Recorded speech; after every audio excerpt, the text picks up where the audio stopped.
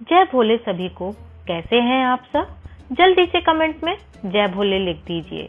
हिंदू धर्म में कार्तिक के महीने का विशेष महत्व है और इसे हिंदू धर्म का सबसे पवित्र महीना माना जाता है।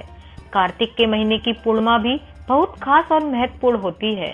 इस दिन गंगा स्नान करने को विशेष महत्व दिया जाता है और कहा जाता है कि गंगा स्नान करने से मनुष्यों को पापों से मुक्ति प्राप्त होती है और साथ ही साथ यह भी माना जाता है कि कार्तिक पूर्णिमा के दिन स्नान के साथ दान करने से उसका 1000 गुना फल प्राप्त होता है। कार्तिक पूर्णिमा के दिन व्रत उपवास भी करना चाहिए और जो लोग इस दिन व्रत और उपवास करते हैं उन्हें कार्तिक पूर्णिमा व्रत कथा अवश्य सुननी चाहिए। तो आइए मैं आपको सुनाती हूँ कार्तिक पूर्णिमा की व्रत कथा।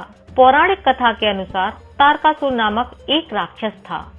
उसके 3 पुत्र थे, तारकाक्ष, कमलाक्ष और विदुनमाली। विदुनमाली को त्रिपुरा के नाम से भी जाना जाता था। तारकासुर ने धरती व स्वर्ग पर आतंक मचा रखा था। इससे सभी देवता परेशान थे और सभी परेशान देवता भगवान शिव से उसका अंत करने की प्रार्थना करने लगे। जिसके बाद भगवान शिव के पुत्र कार्तिकेय जी ने तारकासुर का वध किया। तारकासुर के वध के बाद सभी देवता बहुत ही प्रसन्न हो गए, लेकिन तारकासुर के वध के बाद के तीनों पुत्रों को बहुत ही दुख हुआ और उन्होंने इसका बदला लेने के लिए ब्रह्मा जी की तपस्या की और ब्रह्मा जी उनकी तपस्या से प्रसन्न हुए, प्रकट हो गए और ब्रह्मा जी ने उन तीनों को वरदान मांगने के लिए कहा। तीनों ने ब्रह्मा जी से अमर होने का वरदान मांगा, लेकिन ब्रह्मा जी को पता था अगर मैंने इनको अमर होने का वरदान दे दिया तो बहुत ही अनर्थ हो जाएगा। इसलिए ब्रह्मा जी ने उनसे बोला कि आप लोग इसके अलावा कोई और दूसरा वरदान मांगे। उन तीनों ने बहुत सोच विचार किया और सोच विचार करने के बाद उन्होंने ब्रह्मा जी से 3 अलग नगरों का निर्माण करने के लिए कहा, जिसमें सभी बैठकर सारी पृथ्वी और आकाश में घूम सकें।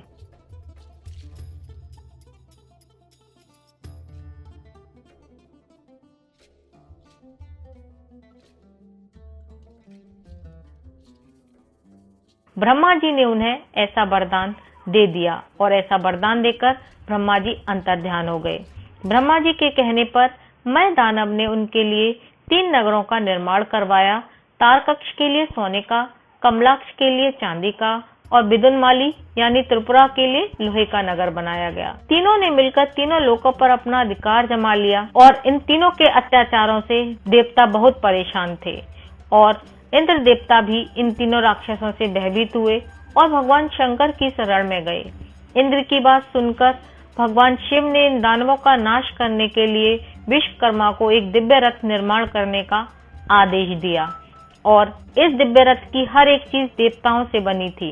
चंद्रमा और सूरज से पहिए बने, इंद्र, वरुण, यम और कुबेर रथ के 4 घोड़े बने, हिमालय धनुष बने और शेषनाग प्रत्यंचा बने।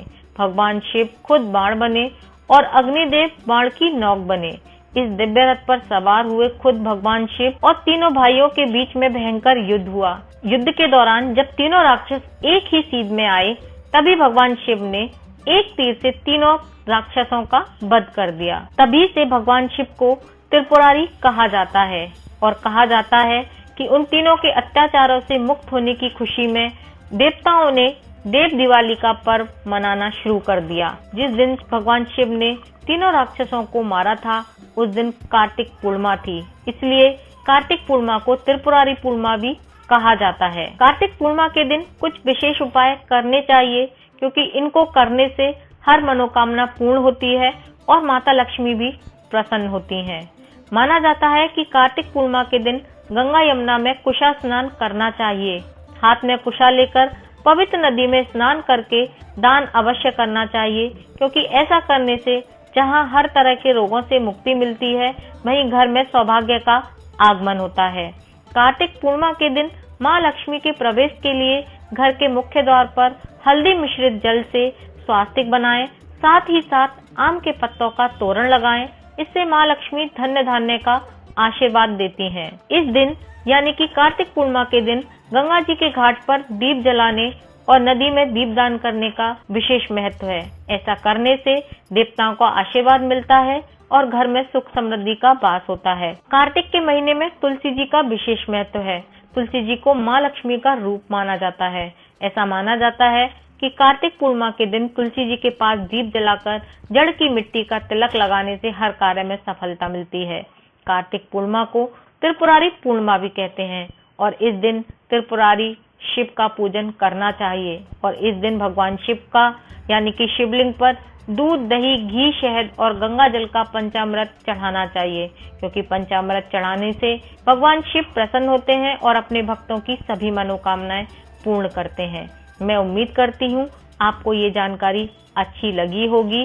प्लीज कमेंट करके बताना कि आपको ये कैसी लगी। अगर अच्छी लगी हो तो अपने फ्रेंड्स और फैमिली मेंबर्स के साथ शेयर भी करना और अपने इस चैनल को सब्सक्राइब करना मत भूलना। मिलती हूँ फिर एक नई जानकारी के साथ, तब तक के लिए जय भोले।